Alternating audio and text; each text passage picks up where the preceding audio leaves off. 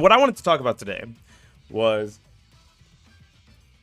something that no longer hits super close to home because luckily for me, I'm no longer really a Smash competitor. I commentate local Smash tournaments, and I would never have an issue commentating like a regional Smash event if ever given the opportunity, but I would never want to do a major. I don't feel like traveling through Smash.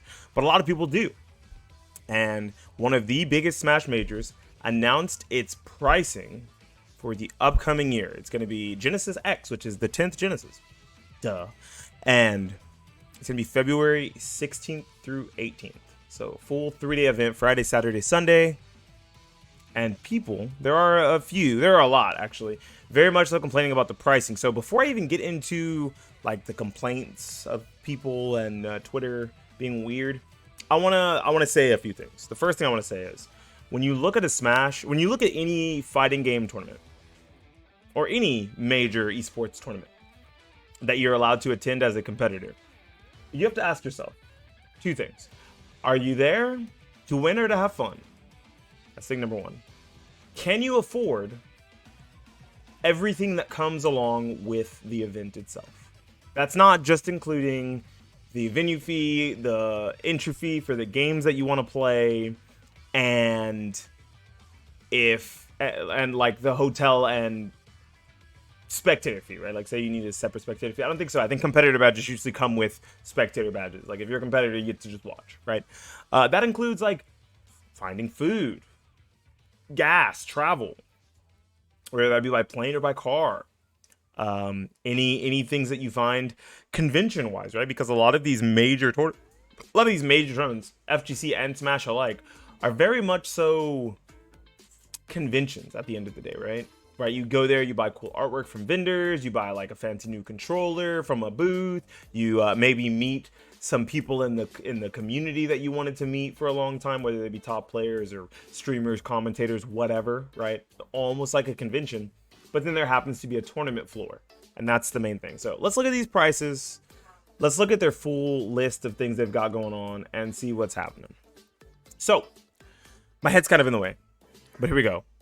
This is the registration, feature games, and COVID policy. I'm not worried about the COVID policy. Let's look at the registration. Registration is includes free top 8 and Sunday friendlies. So this is like the spectator pass or whatever, right? $125 for early registration, $135 for main registration, and $140 for late registration. And those aren't too bad, actually. The difference in price, $10 more in difference in price. The overall price may be a little steep for some, but the amount of difference between early bird, main, and late is only $10. I've been to some tournaments where early bird and late reg are like $70 or $80 apart. Like early reg is like $80, and late reg is like $150, and you're like, what the fuck? Like, so they want you to do early bird. They want to gauge the numbers, they want to gauge the interest, make sure they have enough setups, all that stuff, and that's kind of an incentive to do so, as they give you less off, or they give you more off the price, right? This is the price they're usually targeting, is the one right in the middle, main registration. That's the one that they're expecting to get the most people with. But they would really, they're like willing to give you whatever amenities come with the early bird registration because they want to gauge interest, right? They have spectator passes also available on site for $5 extra. So if you don't pay for spectator passes on this website, if you pay online or whatever, I mean offline, if you go the day of, it's $5, right? So not too bad. The games, as normal, I think this is pretty normal, right? $15 for singles, $15 for singles for ultimate and melee, $10 for Hours of Aether, $10 for all the FGC stuff, $10 for everything that's not the Smash titles, right? At least in the main games. Now, something that I want people to realize is whenever you go to a tournament, most of the time, you're not the best player in the room, you're not there to win. You're there to have fun, you're there to hang out with friends, you're there to enjoy the atmosphere, even if it's Smash players, so it's probably a really stinky atmosphere. So you have to ask yourself if this price is worth it to you. Hell, you got tons of time. Ask yourself if this price is worth it to you, because an extra $10 more. Maybe it's not, maybe it is, right? But this is what seems to be a relatively reasonable price for the way, let me go through. For the way, yeah, here's the first thing I saw. The way tournaments are structured now. One, Someone said, why is early bird a whole $35 increase from last year? They have more convention center stuff apparently, and they're running for an extra day. They also have a 24-hour venue, which is huge. A lot of tournaments don't do 24-hour venues, so that's an amenity, that's a commodity, that's something that you pay extra for, and that's within that that registration fee, because where else would they fucking put it, right? They're not going to charge people separate for 24-hour badges and for regular badges, right? You just get the most out of the money that you're spending. Compared to CEO Taku and CEO, it's about $40 to $60 more. Yeah, also, you have to think about the fact that it's a Smash tournament, right? And Smash tournaments, especially Genesis. Genesis is like the biggest Smash tournament, right? So this is like the Evo for Smash. Genesis is like the Evo of Smash. So it's something to think about. They also have a separate arena. They have a Sunday finals in an arena. It's not in like a fucking gym stadium, right? It's a very prestigious feeling event, especially for the finals day on the top 8s, right? Just like something like an Evo. So like I said, I think that price is like relatively affordable. It's okay, right? If you like live in the area, if you live in California, this probably feels great. If you don't live in California, what you have to ask yourself is if you can afford travel, right? What kills me is the 3-day spectator pass is outrageous. Yeah, $100 seems kind of crazy. It seems kind of crazy, right? I understand charging, you know, 40 to 50 for the 1 day to like get people to just want to buy the more expensive one, but doubling the more expensive one is absolutely asinine. I could have seen like 75. You said 70. I could see 75 there. $25 a day, and then it feels more worth it. But they might also be doing it specifically because they understand how big of a head count they're gonna have and how big Smash is compared to fighting games. Relatively, right? Smash was one of the most entered games almost all the time when it comes to Evo, when it was still ran at Evo.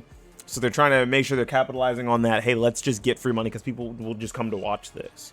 Now, this isn't the only person to complain. I've seen a few other complaints, especially I've even seen a complaint from someone that I know that's like a Texas Smash player. Let me see if I can find it. I think I have it here. Oh, here it is. Okay, so we need to go to this tweet first. Here's the tweet that I saw first, and this tweet is why I was like, whoa, like what happened? Let me see which tournament is going on. I had to do a little bit of research. I found it was Genesis. So IBDW, that is Cody Schwab. He's a top level Super Smash Bros. Melee player, right? So he, for all intent and purposes, could win the event and make a whole lot of money. Maybe not a whole lot because it's Smash. It's not like Apex Legends or League of Legends or Dota. Anyways, he could win a good chunk of change, right? So he kind of has a little bit of stake in wanting more people to go to these big events, right? So let's look at it from my point of view, very unbiased. I don't really give a shit what happens in competitive Smash, if I'm completely honest. When it comes to like the top level, I don't care. Gonna be real, Smashers are pissing me the fuck off. All of you have no qualms spending hundreds of dollars on booze or weed and bitch about your money situation, then complain when one tournament raises venue $25 for a 24-hour venue fee, $35, theater top 8, and 3-day friendlies and all else. I got a few people, I get for a few people that's meticulously planned out on how much money they have to spend, and to those, I'm sorry, it's rough. You have tons of time. You can save $35 more. You have tons of time. But I swear, most of you that whine about the registration then go out and buy $500 customs controller that break in 2 months anyways. Shit's expensive, and the compensation for not raising the price is a worse tournament experience. Really think you guys put TOs in a shit spot unless you have other ideas of raising money to make sure we have our biggest events. Something that matters is legitimately the people who walk in the room are casual. They are there to have fun and have a good experience. You are not there to win the event. Your money, it's kind of like gambling. When you go to a casino, you don't go to a casino and think, yes, I will win this money back. I'm going to spend $500. I will win my $500 back. You literally only gamble what you can afford to and are willing to lose. That's how gambling works. You pay for the experience that you're okay with getting. You don't go on a vacation and say, man, this vacation was too expensive. I wish it was a little bit cheaper. You save for the vacation and you go on it because it's something you want to do. If you are not a top level Smash player, you do not have to go to any Smash event. You do not have to. You are doing it because you want to and because you think it'll be cool and you think it'll be fun and it'll be a nice way to hang out with your friends, your teammates, your stream monsters that you don't see very often outside of traditional like Twitch chat, okay? So it's an experience that you're paying for. You're not there to make money. So spending, first of all, can I be honest? Whether it's $25 or $35, if you're bitching about $25 or $35, and I'm gonna be real, look, I've been to tons of majors. I know how it is, and I say this with the utmost respect. You guys spend money frivolously on the dumbest fucking shit ever. So if you're gonna complain about getting more features for $25 to $35 more, but will like spend $280 on like some custom Lucina bikini waifu figure, and this isn't a joke, I've seen someone spend this much, that's why I say it at a Smash major, get a fucking grip on your life. I'm sorry, I'm just throwing it out there. If that's the kind of shit, if you go to an event and you buy a custom controller from like Controller Chaos or a fob or whatever it may be, or a fucking Victrix, and you get this shit like laser engraved or whatever, how much it costs. I think it's free to get laser engraved. But say you do that, it costs $500 or $600, but you're gonna complain about $35 on top of your venue fee to get experiences and new features on top of the base level package that is a convention / tournament. Get a grip on your life. That's just how events and cons work, right? You don't go to a con and say, holy shit, this con costs $30 more, but like, look, they have better like voice actors this time. I don't want to pay for this because it costs $35 more. There's new things that come with that experience.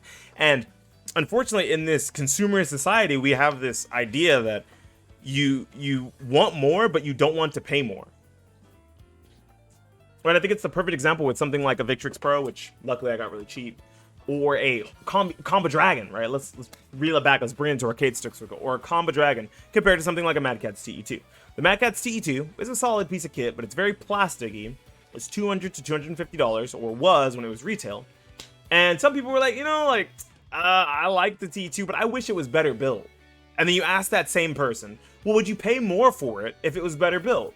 And they're like, well, no, why would I do that? That's what the Victrix Pro is. That's what the Combo Dragon is. They're better built, more expensive arcade sticks. You're paying for the experience. And if you don't want to pay for said experience, don't go. Don't bitch about it on the internet to the TOs, because honestly, the TOs are already in a bad spot, having to accommodate so many people at different price points, and they're trying to figure out the best way to do it. I'm sure they wanted to charge more than this. I'm sure every TO wants to charge more than this, because there's no way these figures account for the cost of what they spend. How are you always advocating for paying more money? I'm advocating for paying for the experience that you want. If you don't want that experience, don't go.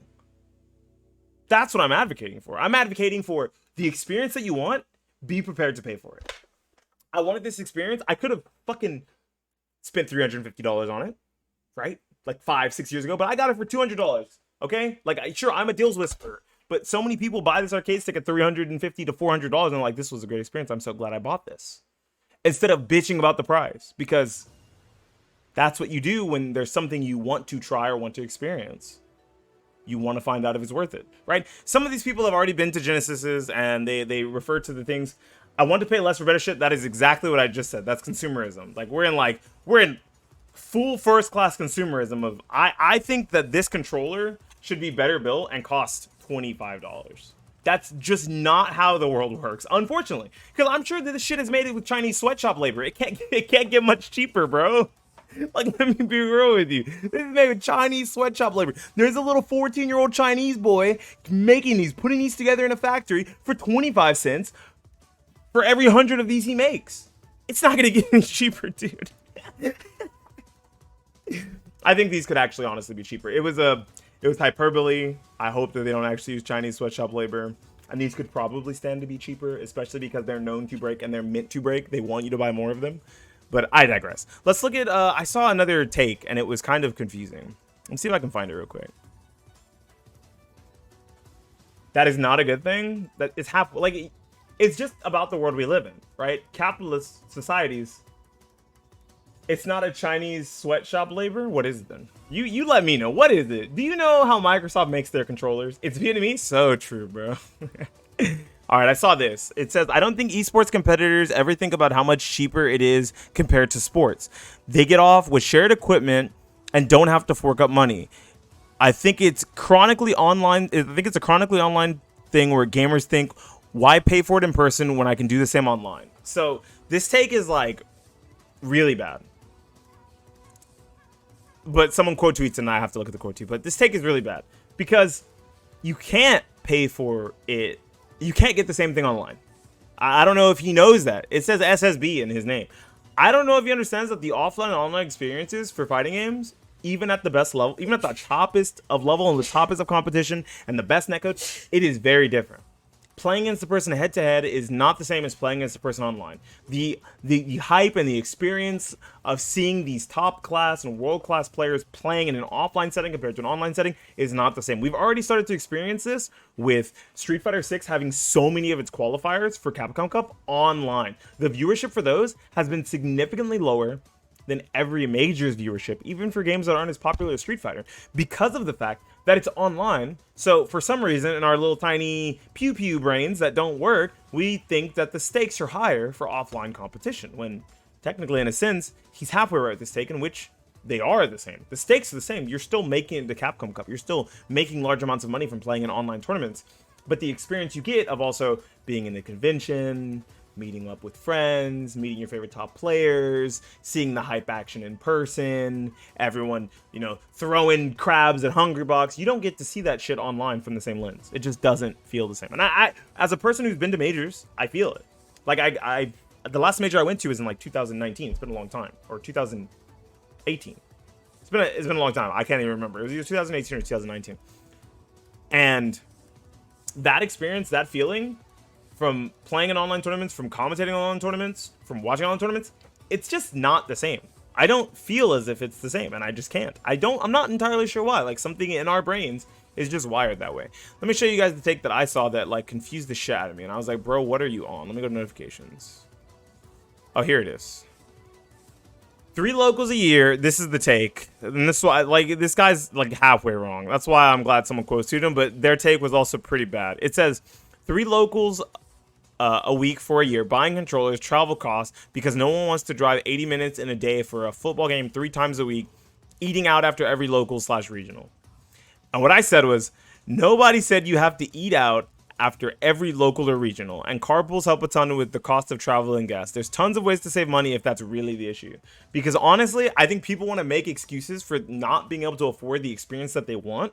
And if I'm real, if this is the experience that you want, if you want to go to 3 locals a week, a year, which is, it seems batshit fucking crazy to me. But if you want to go to 3 locals a week, yearly, like every year you're going to 3 locals a week until you stop competing. And this really only matters for like the toppest of top level competition, where you're probably going to make some of that money back. So it's weird to go to 3 locals a week if you're not winning. It's very strange. I have no qualms against DOS though. I think DOS is a dope person. But buying controllers, travel cost, and food. Those are all things that you have to think about right before the event, right? When I went to Tech Showdown, when I went to Combo Breaker, when I went to, Combo Breaker, when I went to CEO, when I've done these things, I think, how much can I spend on food? I now have, I've gotten my hotel, my venue fee is paid, I've signed up for 1 to 2 to 3, I've never signed up for more than 2 games, let me be real. I don't think I've ever signed up for more than 2 games at any offline event I've ever been to. CEO, I'm Elio, so true. After all the main things that are in the convention center that you need to walk in the door are paid for, hotel, travel to get there, clothes, food, board, whatever, and the venue fees themselves, spectator fees, venue fees. I don't remember what the other one is. Entry fees. There we go. After all of that is paid for, ask yourself, how much am I willing to spend at this event? How much, now that I've gotten all of that paid for, all of that thought about, all of that covered, how much am I willing to spend at this event? Well, there's going to be some artists there that I've been meaning to pick up their work for a while. Oh, there's this controller shop. I always try to get a custom controller at one of these events. I don't, but think about it that way. I could see myself spending $60 a day on food. Let me account for that for 3 days. And you know what? I also want to have a little bit of money to maybe buy some of the green, or to buy some alcohol for after parties. Tally all that shit up, and then find out how much of it you can afford. That's what you do. You don't start with a baseline. You don't start with, I have $3,000, and then go, Yep, this is my set limit. You go, I want to spend X amount of money. And then you work your way up. You don't start from the top and go down. You start from the bottom and go up.